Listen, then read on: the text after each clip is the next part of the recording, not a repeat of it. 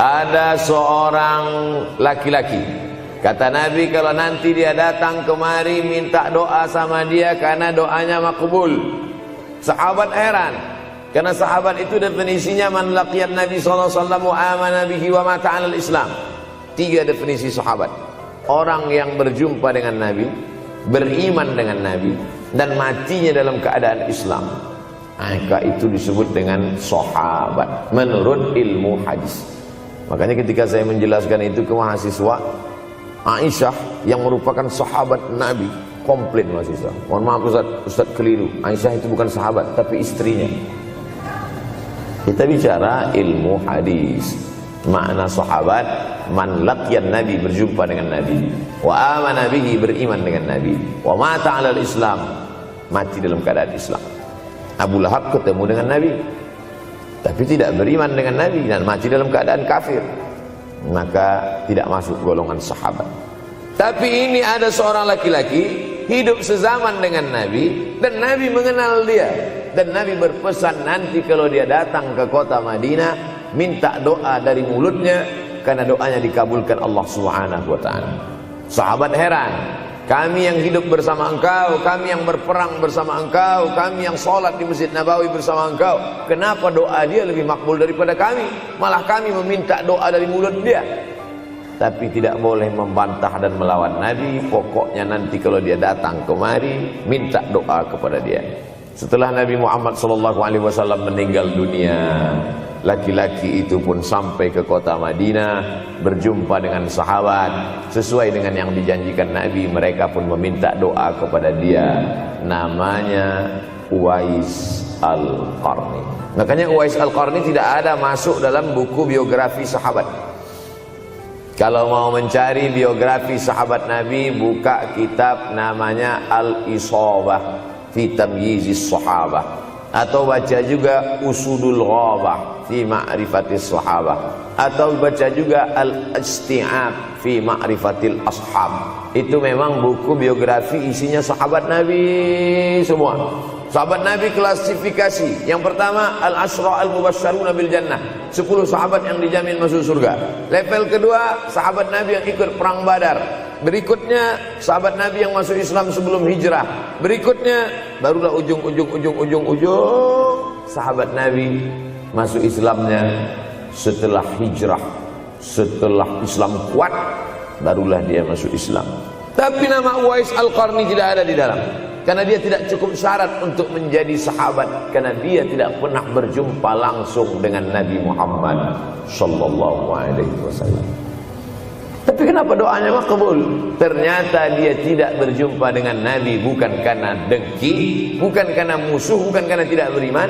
Dia tidak jumpa dengan Nabi, salah satu sebabnya adalah karena dia menjaga ibunya di Yaman. Makkah di tengah, Yaman di bawah, Syam di atas, negeri Syam.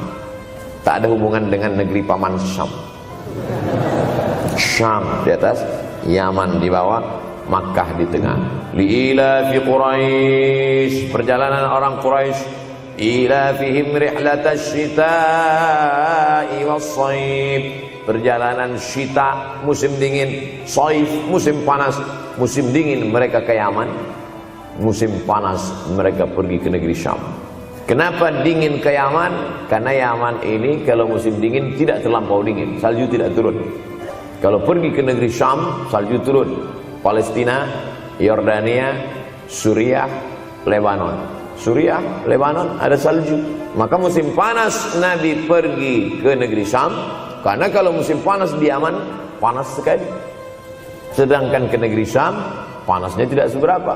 Perjalanan orang Arab Quraisy ini diceritakan Allah, di negeri Yaman itulah tempat kampung Uwais Al-Qarni. Tidak sempat dia berjumpa dengan Nabi, tapi doanya lebih makbul daripada orang-orang yang berada bersama Nabi, karena keutamaan berbakti kepada ibu. Kalau sama ayah boleh ngelawan Pak Ustaz? Enggak juga. Jangan ini nanti dijadikan dalil. Kamu kenapa lawan bapakmu? Ada seorang laki-laki. Ini kadang jamaah pandai motong-motong ceramah saya, hanya untuk mencari pembenaran. Sedangkan kita ngaji ini mau mencari kebenaran. 1000 dalil bagi orang untuk mencari kebenaran, tapi ada 1001 hujjah untuk orang yang suka mencari pembenaran. Nah, jadi kalau saya bicara tentang ibu, sesungguhnya ayah sudah masuk. Karena tanpa ayah kita juga bukan apa-apa dan bukan siapa-siapa. Walaupun jatah ayah sepertiga, sedangkan ibu lebih daripada itu. Man ahaqqun nas bi husni suhbati. Siapa orang yang paling layak mendapatkan baktiku ya Rasulullah? Ummuka. Summa man, siapa lagi? Ummuka.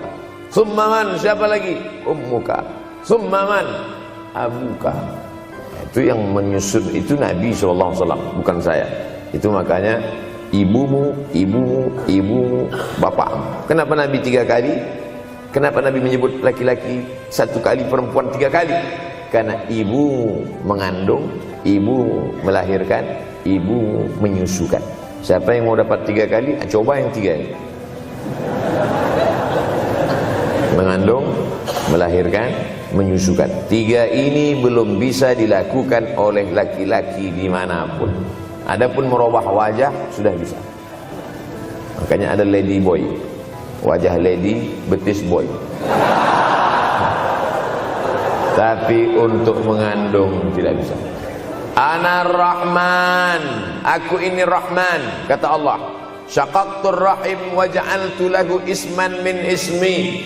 Aku ciptakan satu makhluk di dalam perut perempuan, maaf, namanya rahim, dari namaku.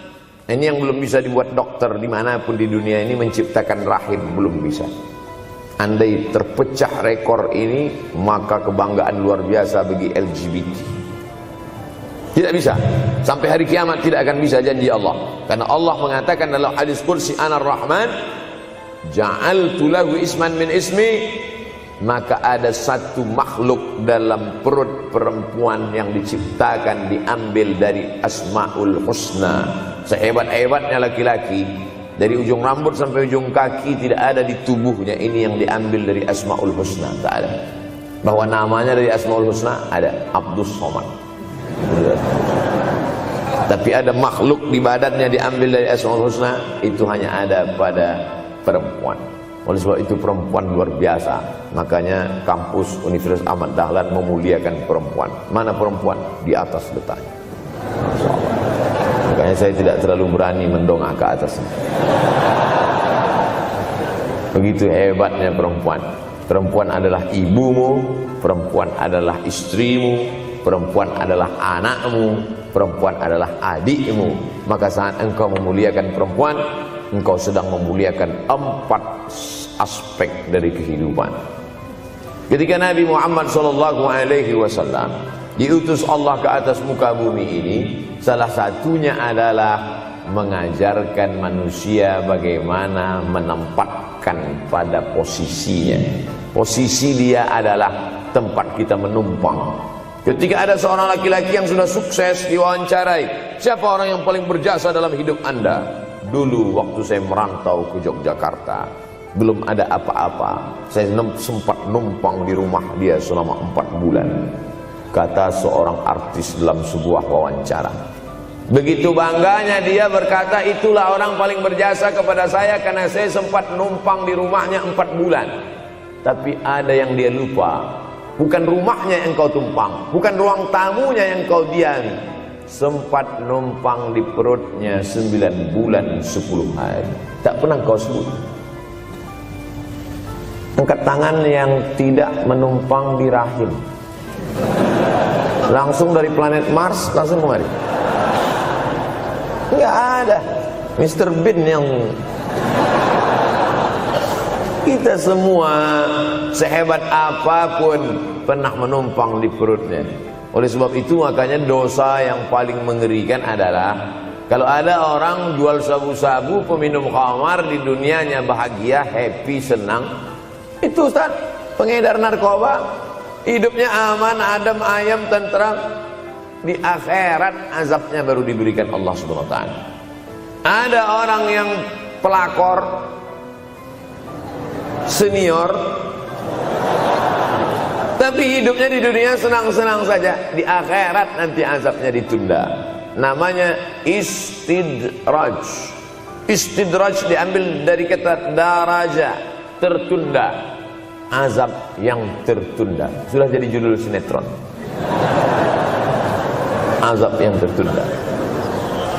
Tapi ada satu perbuatan dosa yang pasti di dunia dirasakan. Apa itu? Durhaka pada orang tua.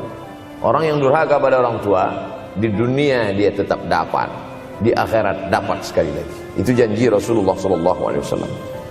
Lama hidup banyak dirasa, jauh berjalan banyak dilihat, lama jadi